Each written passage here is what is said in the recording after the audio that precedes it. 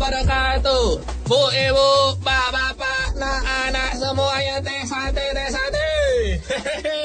On the spot kembali lagi dan masih di Pulau Madura bersama saya Robi Purba, pemirsa. Kali ini saya akan mengajak Anda berkunjung ke vihara terbesar kedua di Pulau Jawa. Ya, ini bernama bangunan Vihara Avalokitesvara. Dan berkesempatan juga nih mengunjungi Pulau Karang Ajaib.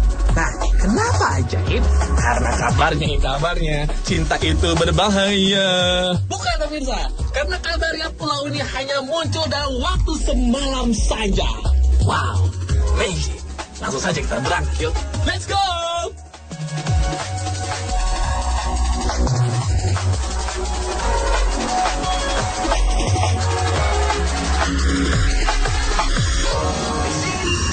Pemirsa, sampai juga on the spot di Kecamatan Galis, Pamekasan, Madura, Jawa Timur. Dan sekarang Robi Purba sedang berdiri di depan Vihara Avalokitesvara.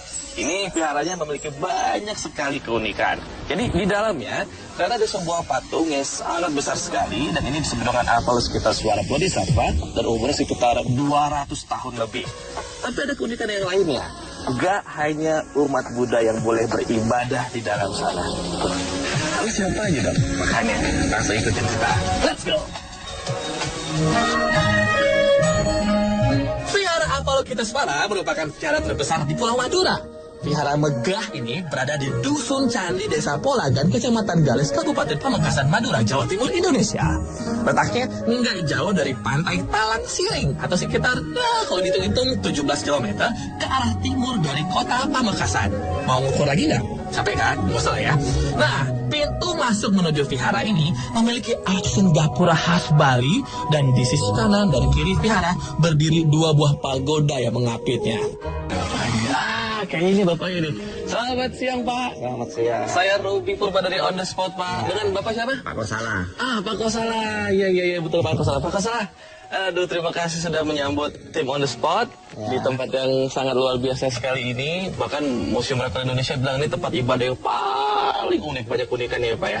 Dan keunikan yang lainnya ternyata memang di sini tidak hanya umat Buddha saja atau Tionghoa yang boleh beribadah, tetapi juga umat agama yang lainnya. Misalkan seperti yang Muslim, yang Hindu juga di sini beribadah ya, Pak ya. Awalnya bagaimana gitu? Gini. Kita ini dulu kan rumah tangga ya. Di sini ini rumah tangga besar, ada banyak keluarga tinggal. Kalau rumah tangga orang Madura itu biasanya punya langgar. Langgar itu kayak musola kecil ya, dari bambu itu untuk sholat. Kita juga punya. Sebagian besar wisata merupakan warga Tionghoa, pemirsa. Tak hanya berasal dari Madura, sebagian juga datang dari luar Jawa, bahkan luar negeri. Nah, meskipun demikian, masih tetap kita jumpai wisatawan lain yang non-Buddha untuk melihat langsung kemegahan vihara Avalokitesvara serta mengenal sejarahnya lebih dalam lagi. Ya, ini arca Avalokitesvara. Yang tengah itu, Pak? Ya. Itu yang asli, yang benar-benar ditemukan yang temukan di sini. Ya. Ini apa? Peninggalan Majapahit kira-kira 6 abad ini sudah. Umurnya arca ini 6 abad. Vihara Avalokitesvara memegang 2 rekor muri. Pertama, karena keunikannya. Dan kedua, karena pernah menyelenggarakan kegiatan besar yang pernah diadakan di tempat ini. Keunikan yang mendatangkan penghargaan dari muri ini adalah adanya tempat peribadatan agama lain yang berada dalam kawasan vihara.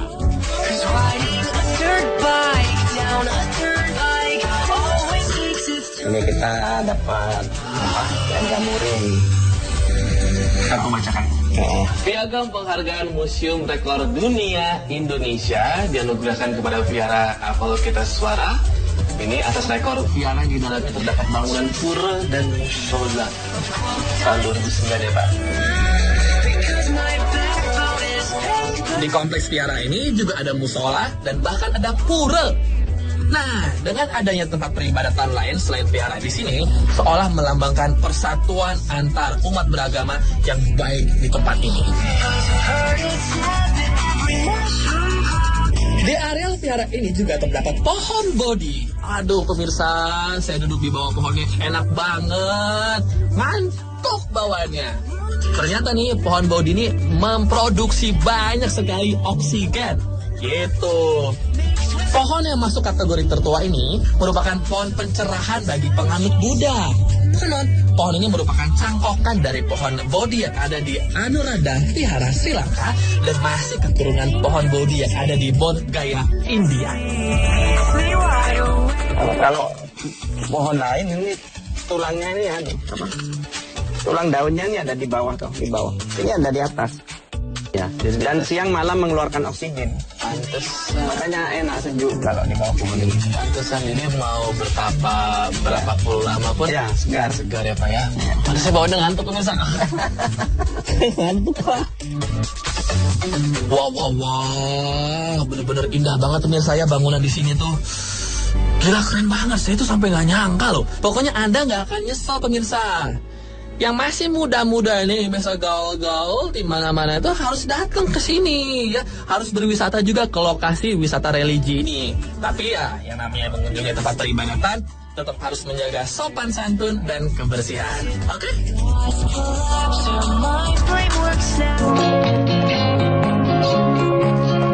Dari Pamekasan, saya lanjutin penjelajahan saya menuju Kabupaten Bangkalan.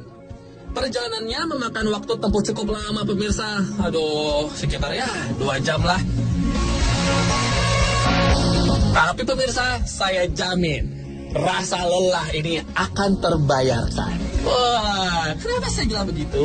Karena ketika menyusuri pesisir desa Labuhan di Kecamatan Sepuluh, Bangkalan, Madura, Jawa Timur, Indonesia ini, kabarnya di sini terdapat pulau ajaib. Wah, kenapa ajaib? Coba, jangan yuk kita cari tahu dengan kakimu. Let's go! Untuk sampai ke Pulau Karang Ajaib, kita bisa menggunakan perahu nelayan setempat. Yang pasti, perahu-perahu nelayan ini pemirsa akan disewakan ketika air laut pasang. Gitu. Pulau ini pemirsa benar-benar menjadi destinasi wisata baru di Bangkalan, Madura. Kemunculan pulau yang tiba-tiba sekitar awal tahun 2012 kemarin benar-benar mengheboh-boh-boh-bohkan. Syahrini, wah putus. Karena hanya dalam waktu semalam muncullah gundukan batu karang menyerupai tangkis laut di perairan setempat. Padahal ya, sebelumnya lokasi Pulau Karang ini adalah laut lepas loh, sehingga fenomena ini ya bisa dibilang sangat mengejutkan buat warga sekitar.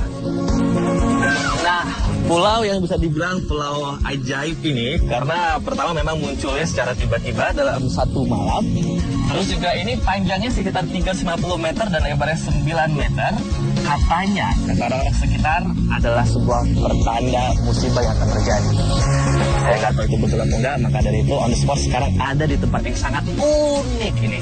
Langsung kita telusuri yuk. Let's go.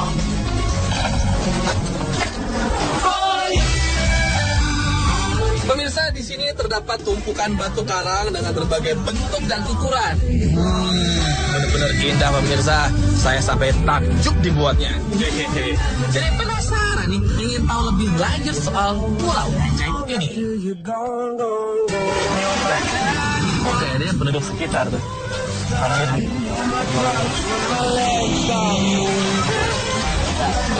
Assalamualaikum. Waalaikumsalam. Aduh, rezeki anak soleh ketemu Bapak. Sehat Pak ya? Sehat Pak. Saya Ruby dari On The Spot Trans 7 nih Pak. Nanti kita ngobrol agak kesinian boleh Pak ya, agak lebaran nih. Takut trans apa rosot. Jangan Bapak siapa Pak? Nama saya Amsuki. Pak Amsuki dan Bapak? Pak Syahrin ya. Ini memang penduduk ini desa sini ya. Desa Labuan ya Pak ya. Ini tadi kita lumayan jalannya lumayan jauh ke sini, terus akhirnya nyebrang nggak nyampe 5 menit ya Pak dari daratan sampai ke Pulau Karang ini. Banyak cerita Pak, saya dengar ya. Nih katanya Pulau Karang yang panjangnya 350 meter ini terbentuk satu malam waktu itu ya Pak. Iya betul ya satu malam. Asal usulnya itu ya begitu. Itu waktu malam Selasa itu angin kan besar. Jadi tahu-tahu paginya itu muncul terus ditunjuk macam begitu segala. Oh, jadi pertama anginnya besar, Angin tiba-tiba besar. pagi-pagi Ya, tuh. pagi-pagi ditinjau ke sini. Tahu-tahu macam begitu kan. Kapan itu Pak? Selasa kapan Pak? Tepatnya tanggal 3 Januari 2012 pas bulan Maulud Nabi. Oh gitu ternyata pemirsa ya. Jadi konon saat awal kemunculan Pulau Karang ini dianggap sebagai pertanda akan terjadi bencana alam yang dapat menenggelamkan desa Labuhan. Alhamdulillah sih sampai sekarang ya mitos itu tidak terjadi dan tidak terbukti. Jadi gini nih pemirsa, para peneliti mengungkapkan bila tumpukan karang ini didominasi oleh terumbu karang yang sudah mati dan mudah dibawa arus laut, adanya fluktuasi arus dan sedimentasi air yang sangat tinggi memungkinkan adanya tumpukan menyerupai pulau kecil ini. Dan terumbu karang yang menumpuk menjadi gundukan ini berbentuk karang mati atau dikenal dengan hard coral. Nah, akibat dari kuatnya terjangan ombak hingga akhirnya karang pecah dan terbawa arus darat. Oh, begitu jreng ceritanya. Ini nambah satu lagi pengetahuan kan pemirsa. Hehehe. Tapi yang pasti kalau berkunjung ke sini jangan pernah coba-coba bawa batunya, even satu batu pun. Bahaya ya. Hah, sayangnya perjalanan saya di Pulau Garam Madura ini harus berakhir tek di sini saja pemirsa. Tapi jangan khawatir karena saya dan tim On The Spot akan kembali hadir dengan segudang informasi unik dan menarik lainnya seputar keunikan yang ada di Nusantara Indonesia ini. Bersama saya host yang paling Rabi Perta. Feel the uniqueness and feel the excitement. See you next time.